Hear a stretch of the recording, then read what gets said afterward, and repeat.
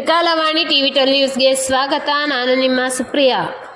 ಇಳಕಲ್ ತಾಲೂಕಿನ ಹುನಗುಂದದಲ್ಲಿ ಮತಕ್ಷೇತ್ರ ಶಾಸಕರಾದ ವಿಜಯಾನಂದ ಕಾಶಪ್ಪನವರು ಬಾಗಲಕೋಟೆ ಲೋಕಸಭೆ ಅಭ್ಯರ್ಥಿಯಾದ ಸಂಯುಕ್ತ ಪಾಟೀಲ್ ಅವರ ಪರ ಇಳಕಲ್ನಲ್ಲಿ ನಡೆದ ಪ್ರಚಾರ ಸಭೆಯಲ್ಲಿ ಮತಯಾಚನೆ ಮಾಡಿದರು. Trikalavani TV 12 news reporter Dawal Shedam.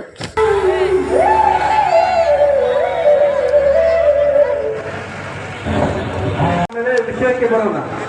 ಈ ಒಂದು ನಡೀತಾ ಇರುವ ಚುನಾವಣೆ ಈ ಹಿಂದೆ ನಡೆದಂತಹ ಚುನಾವಣೆಯಿಂದ ಬಹಳ ಭಿನ್ನವಾಗಿದೆ.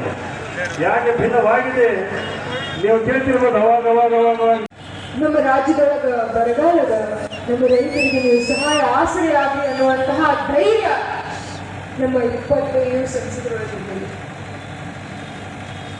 ಈ ಚುನಾವಣೆ ಸಂಯುಕ್ತ ಪಾಟೀಲ್ ಅವರ ಚುನಾವಣೆ ಅಲ್ಲ. ಇದು ಅವರು ಹೇಳ್ತಾರೆ, ನೀವು ಗ್ಯಾರಂಟಿಗಳನ್ನ ಕೊಟ್ಟು ಸರ್ಕಾರವನ್ನ ದಿವಾಳಿ ಮಾಡಲಿದ್ದೀರಿ ಅನ್ನುವಂತಹ ಮಾತನ್ನ ಅವ್ರು ಹೇಳಿದರು. ಬಿಜೆಪಿ ಪಕ್ಷದವರ 2ನೇ ಆಧಾರ ಸ್ತಂಭ ಮಹಿಳೆಯರು. ಇಲ್ಲಿರುವಂತಹ ಎಲ್ಲ ನನ್ನ ತಾಯಂದಿರಿಗೆ ನಾನು ಹೇಳಕ್ ಇಚ್ಛಾ ಪಡ್ತೀನಿ, ಯಾವ ಸರ್ಕಾರ ನಮಗೆ ನೀವು ಮಹಿಳೆಯರಿಗೆ ಗ್ಯಾರಂಟಿಯನ್ನ ಕೊಟ್ಟು ಸರ್ಕಾರ ದಿವಾಳಿ ಮಾಡ್ಲಿಕ್ಕೆ ಅಂತಾರೋ ಅವ್ರಿಗೊಂದು ಮಾತನ್ನ ನಾನು ಹೇಳಕ್ ಇಚ್ಛಾ ಪಡ್ತೀನಿ. ಮೊನ್ನೆ ತಾನೇ ಕರ್ನಾಟಕ ರಾಜ್ಯದಲ್ಲಿ PUC ಫಲಿತಾಂಶ ಬಂತು.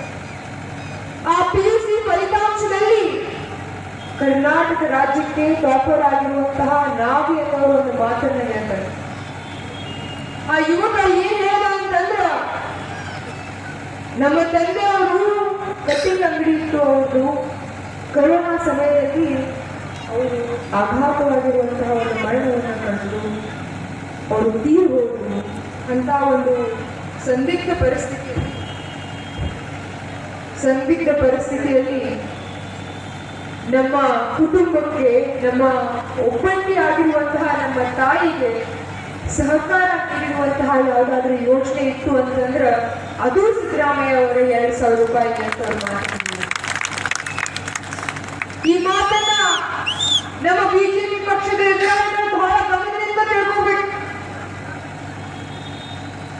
ಚಾಮರಾಜನಗರದ ಟಾಪರ್ ಯುವತಿ ಒಬ್ಬರು ಹೇಳ್ತಾಳ, ನಮ್ಮ ಮನೆಯೊಳಗೆ ನಾವು 4 ಜನ ಮಕ್ಕಳಿದ್ವಿ, ನಮ್ಮ ಇಬ್ಬರು ತಂದೆ ತಾಯಿಯರು ಕೂಲಿ ಕಾರ್ಮಿಕರು, ಅವರಿಗೆ ಯಾರಿಗೆ ಬೆಳೆಸ್ಬೇಕು, ಯಾರಿಗೆ ಓದಿಸ್ಬೇಕು ಅನ್ನುವಂತಹ ಸಂದಿಗ್ಧ ಪರಿಸ್ಥಿತಿಯಲ್ಲಿ ನಮ್ಮ ಕುಟುಂಬ ಇತ್ತು.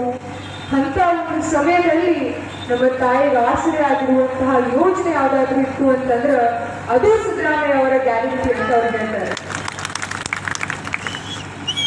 ಇವತ್ತು ನಾವು ಮಹಿಳೆಯರಿಗೆ ಒಂದು ಸ್ವಾವಲಂಬಿ ಜೀವನವನ್ನ, ಬದುಕನ್ನ ತಂದುಕೊಡುವಂತಹ ಎಲ್ಲಾ ಪ್ರಾಮಾಣಿಕ ಪ್ರಯತ್ನವನ್ನು ನಮ್ಮ ಸರ್ಕಾರ ಮಾಡಿದೆ. ಯಾಕೆ ನಾವು ಮಹಿಳೆಯರಿಗೆ 2,000 ರೂಪಾಯಿ ಕೊಡ್ತೀವಿ ಅಂತಂದ್ರೆ ಅವರು ಸಮಾಜಮುಖಿ ಮಹಿಳೆಯರು ಅಂತಂದ್ರ ನಮಗೆ ಮೊದಲಿಂದ ಕಳಿಸಿರ್ತಾರೆ. ನೀವು ನಿಮ್ಮ ಗಂಡನ ಬಗ್ಗೆ ಆಲೋಚನೆ ಮಾಡಿ, ತಾಯಿ ತಂದೆ ಬಗ್ಗೆ ಆಲೋಚನೆ ಮಾಡಿ, ನಿಮ್ಮ ಮಕ್ಕಳ ಬಗ್ಗೆ ಆಲೋಚನೆ ಮಾಡಿ. ಯಾವತ್ತಿದ್ರೂ ಕೂಡ ಅಡಿಗೆ ಮಾಡೋದು ನಾವೇ ನಮಗೆ ತಿನ್ನೋದಿಲ್ಲ. ಮೊದಲು ಎಲ್ಲರಿಗೂ ತಿಳಿಸಿ ಅವರೆಲ್ಲರಿಗೂ ಸಹಾಯವನ್ನು ತಗೊಂಡು ಅವರೆಲ್ಲರೂ ಆರಾಮದಾರ ಇಲ್ಲ ನೋಡ್ಕೊಂಡು ಏನಾದರೂ ಉಳಿತು ಅಂತಂದ್ರೆ ಇರುವಂತಹ ಮಹಿಳೆಯರು ನಾವೆಲ್ಲರೂ ಊಟ ಮಾಡ್ತೇವೆ. ಸಮಾಜಮುಖಿ, ನಿರಂತರವಾಗಿ ನನ್ನ ಕುಟುಂಬದ ಭವಿಷ್ಯದ ಬಗ್ಗೆ ಆಲೋಚನೆ ಮಾಡಿರುವಂತಹ ಮಹಿಳೆಗೆ ನಮ್ಮ ಭಾರತ ದೇಶದಲ್ಲಿ ಒಂದು ಬಹಳ ಸಂದಿಗ್ಧ ಪರಿಸ್ಥಿತಿಯನ್ನು ಅವರು ಎದುರಿಸಿರುತ್ತಾರೆ.